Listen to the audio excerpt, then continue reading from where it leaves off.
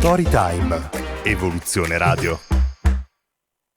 Appassionati di storie e racconti, ben trovati da Gianluca Ruoppolo nel salotto di Storytime. Quest'oggi siamo pronti a raccontarvi di una nuova azienda e lo faremo attraverso la voce del suo fondatore. Sto parlando di Alessandro Fiumidinisi. Ciao Alessandro, ben trovato. Ciao. Come stai?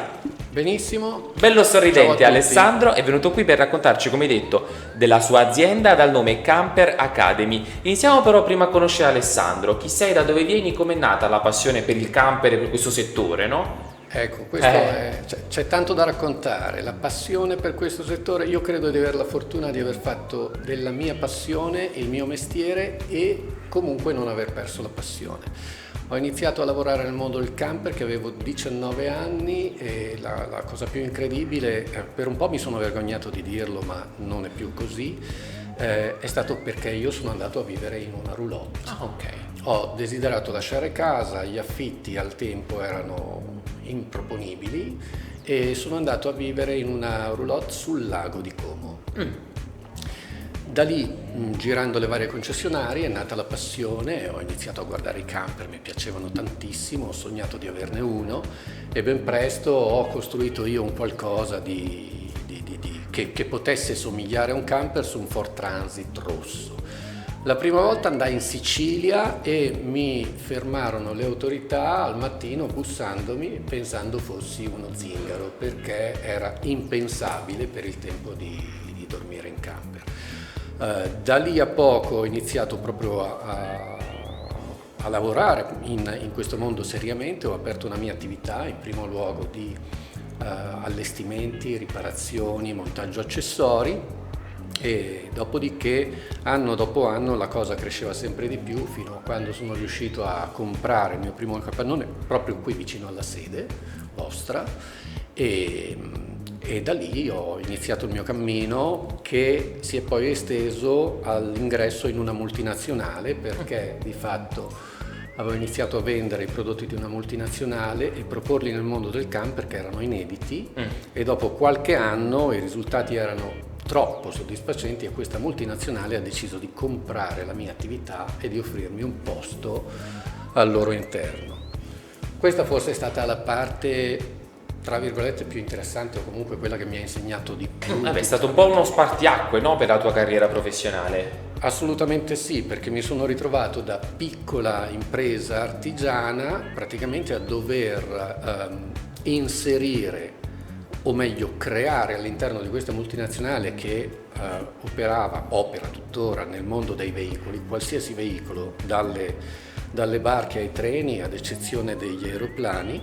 E prima del mio arrivo il settore camper non esisteva e io, chiaramente non da solo, ero in una multinazionale, ho dato origine a questo nuovo ramo d'azienda a cui vi ho partecipato per quasi un ventennio. Quasi un ventennio, tanta roba. E poi Camper Academy invece, quindi qualcosa che viene dopo questo quasi ventennio? Dopo questo quasi ventennio che mi ha dato tantissimo perché ho dovuto praticamente iniziare il business in tutto il mondo per loro, perciò vivendo un po' negli Stati Uniti, Australia, Giappone e via dicendo, questo forse è quello, come ti dicevo prima, che mi ha formato, no? Trasferito diciamo quanto più di me mi piace, cioè la capacità di pensare fuori dagli schemi, la capacità di adattarsi a diverse culture, ma soprattutto la capacità di vedere l'approccio differente che le diverse culture hanno nei confronti di ogni cosa.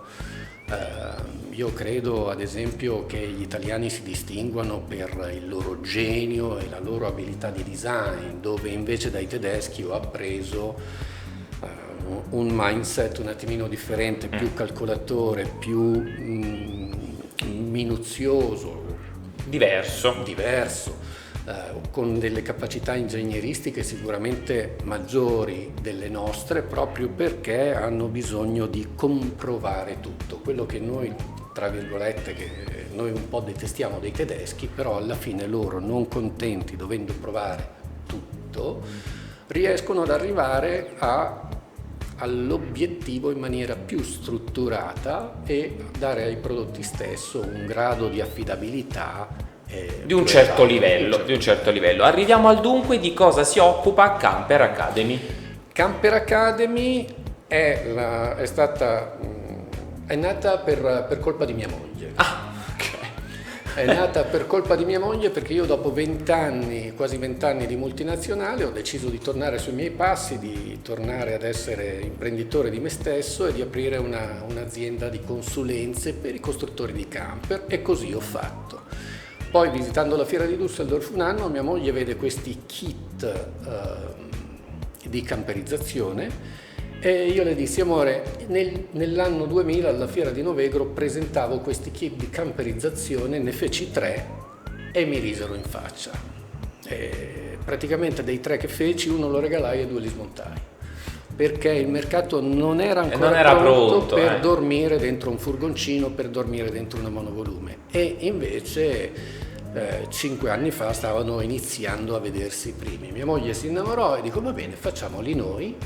E così è stato. E così è stato. E così ho messo, tra virgolette, a frutto l'esperienza maturata in questi 20 anni a contatto con i costruttori, perché di fatto per questa multinazionale io ero colui che visitava il costruttore e definiva come il grosso costruttore avrebbe montato in linea di produzione i nostri sistemi e via dicendo.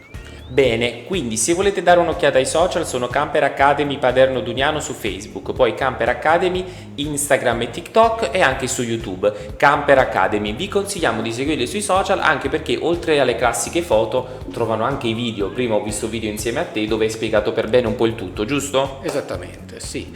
Camper Academy, ad esempio su YouTube, vuole anche essere un canale tematico dove si parla di camper a tutto tondo. Stiamo cercando di portarlo avanti con gli avanzi di tempo poco che abbiamo, non è fatto a scopo di lucro, ma vogliamo diffondere, diciamo, il sapere tecnico riguardo i camper. Molto interessante. Il sito invece è shop.camper-academy.com. Il sito è anche e-commerce, giusto? Il sito è anche e-commerce. Anche perché il raggio di azione è tutto il mondo.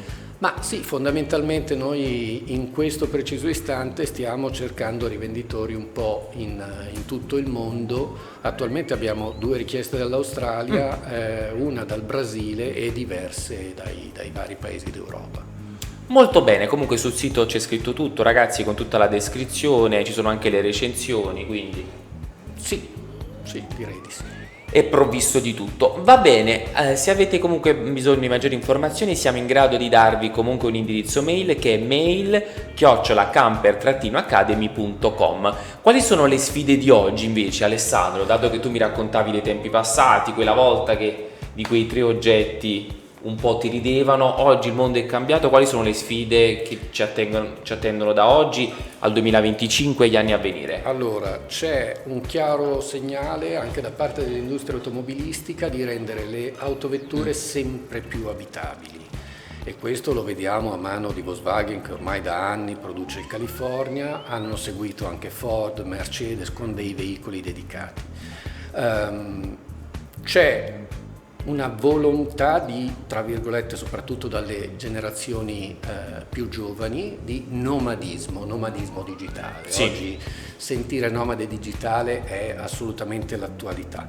Moltissimi si arrangiano in qualche modo. La sfida attuale è passare, diciamo, il know-how al pubblico per, tra virgolette, fare l'investimento più giusto possibile. Tantissimi si arrangiano, molte volte prendendo anche dei rischi. Bisogna sapere che cosa si installa e perché, quali sono i materiali da impiegarsi, ma soprattutto quali sono le utenze da impiegarsi.